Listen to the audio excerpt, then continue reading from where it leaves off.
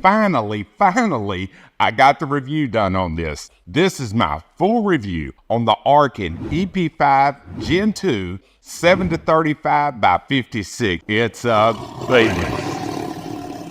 All right, now before we go any further, I wanted to let guys know I am an affiliate for Arken. So if you use my code, I do get a small kickback, a small percentage of the sale. We'll talk about that at the end of the video. But right now, I want to tell you a little bit about this scope. And at the end of the video, if you'll stick around, I'll tell you 3 negatives about this scope.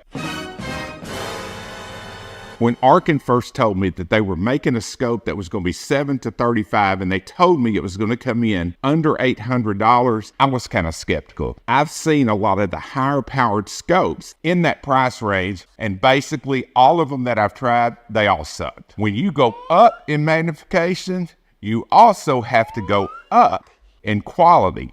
Did they nail it? You're damn right they did. They nailed it with this shit. And even blown up to 35 power, you'll be able to see the kind of resolution you can get through this scope. Stick around, come back, and I'm gonna tell you the negatives about this. But for right now, let's check this damn thing out. Here we go. All right, boys, there she is. Looking good as usual in my American Rifle Company rings. Now, it's got a fast focus eyepiece and it has 0 slack of any kind. And for guys that don't know, on a fast focus eyepiece, if it has any wobble or slack in it, it can cause point of impact shifts downrange, which believe me, that's not some shit you want. Magnification ring, just like the eyepiece, super smooth. You definitely can tell on the Ep-5 Gen 2 that it is a step up in quality, not only in the glass, but the way everything functions. Everything just has a smoother feel to it, and it feels a lot more precise. There's a look at it downrange at 100 yards. Notice the clarity when you look downrange all the way through this video. Now, it's got a 6-step illumination that is daylight bright. Now, I know a lot of the older Arkens weren't. They were made for more dusky dawn shooting. This one, you could actually see it in the middle of the day. I'm fixing to show it to you on 35 power. Look at the illumination. Look at the clarity. This thing is a badass. And you want to see something really cool? Those are clothespins right there.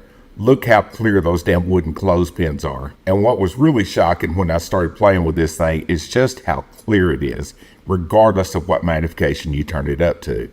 Now on the side is where the battery goes for the illumination. It takes a standard 2032 battery, nothing to it, and it's all sealed up with O-rings, which is really nice. It has a side focus / side parallax adjustment that goes down to 25 yards. I'm sorry, I forgot to check to see how accurate it is, but my other ones are always very accurate on the Arkens. They're really good about lining up where they're supposed to line up, unlike some other scopes. Now check that out.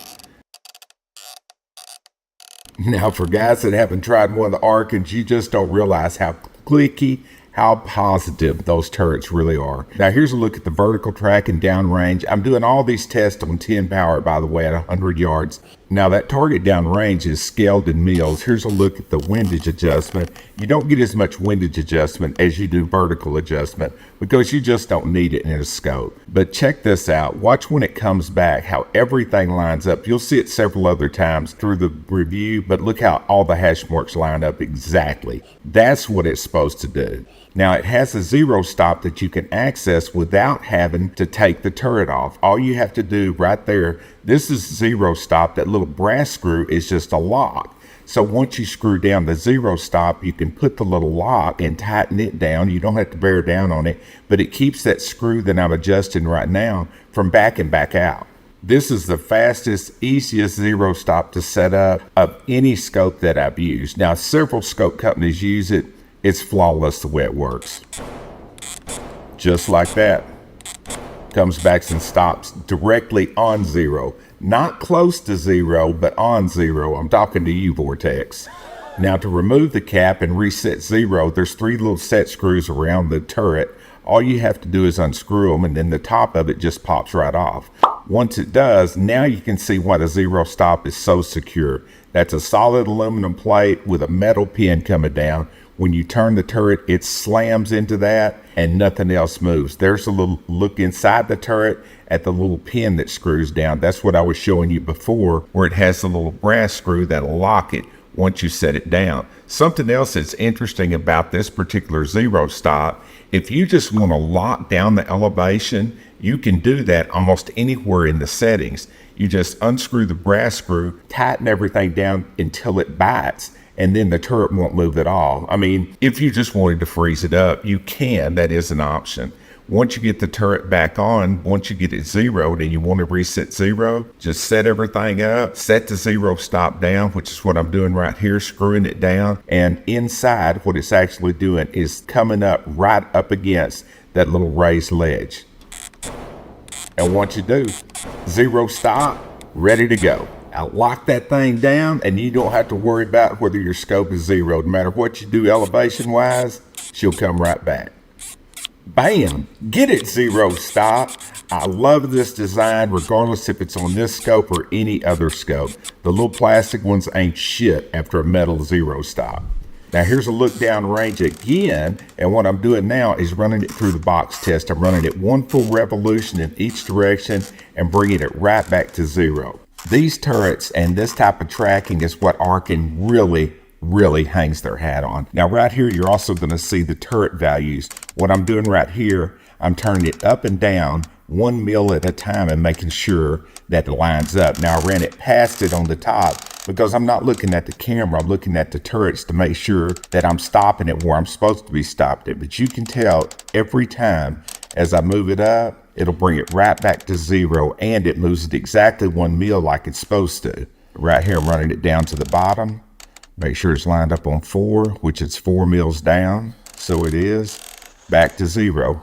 Works like a charm. Now on the windage on the left-hand side, you'll notice that I got one of the windage ones off. I messed up and put that sticker just a little too high. But other than that, you can see how everything lines up on this scope. Now it's time.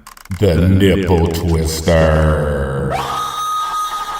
I'm doing 2 of these. Now for guys that have never seen me do this, I basically started out on zero and just grab the turrets and just twist and crank on them and slap the shit out of it and treat it like hell and make sure that it'll return to zero. If you want, you can look back through all my other Arken videos. It's all on one playlist, and it'll verify that every single one of these scopes will do this every single time. Now, as my Asian buddies would say, let's do another nipper twister. Let's do this again, guys. Running it one more time, top to bottom. You can see I'm really hard on that top turret. That's the one that really catches the most hell because it has the most movement, so I'm able to go ape shit on it. The horizontal turret just doesn't have as much movement, so I can't go as nuts as I can on the top turret. Bring her back to zero. Little more work on the horizontal turret.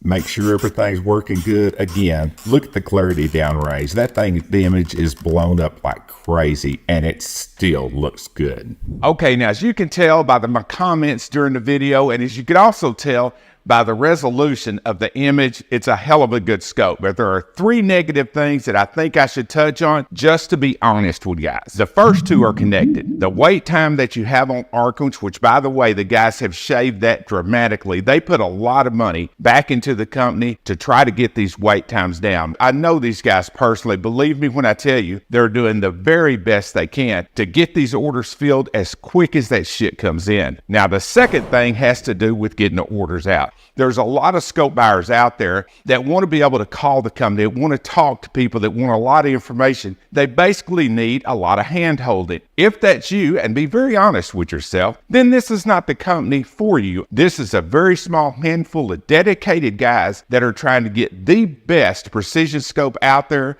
for prices guys can afford. So they either can answer a bunch of emails and answer the phone all day, or they can get their ass to work packaging and shipping scopes and fulfilling orders and focus on making sure the quality is there. Number 3, the hype. Is there anything on the market under $1,000 that's even close? Hell no. But is it the equivalent of a Smith Bender PM2, a Valdosta G2, a Vortex Razor Gen 3, a Zero Comp, a Tangent Theta, the Mark 17 Leupold, or whatever their newest precision cop scope is? No, it's not going to touch those scopes. Those scopes are like $3,000 and up. No, it's not going to compete with that. And anybody that tells you it's the equivalent of one of those scopes is one of 2 things: a dumbass or they're a liar. Oh, no, he didn't. Will it track with a lot of those scopes? Yeah, I'm sure it will. I've used these things repeatedly. There's a reason that they're so popular on the precision shooting circuit,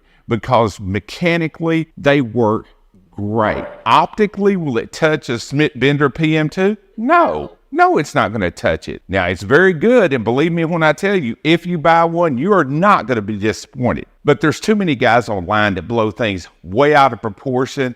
To me, I think that's bullshit. You're doing a real disservice to the people that watch your channel or read your magazine or whatever the hell it is. When you hype something up that hugely, all you're going to do, they're going to be disappointed when they get the damn thing in. They go out to the range, they sit down next to their buddy with their new Night Force attacker, and they start talking shit until they look at them back to back. Then they'll see the difference. Now, guys, if you want to help my channel, this will help a lot. When you get ready to buy one of these Arkens, use my code Cyclops. Now, what this does, it lets me get a small percentage of the sale price. The price is the same to you, and if you use my code, it automatically enters you into the weekly scope giveaway. Now, for guys that are like, oh, you're just saying something nice because you're getting a kickback, then do this. Don't use my code. Use the house code. Use the code from Hootie Hoo. Use the code from Texas Plinking. But use one of these codes to get the best price that you can get on this scope that I promise you, you 1000% will not be disappointed. And it's been a while since I said it, but here it comes. Certified badass, baby. Certified.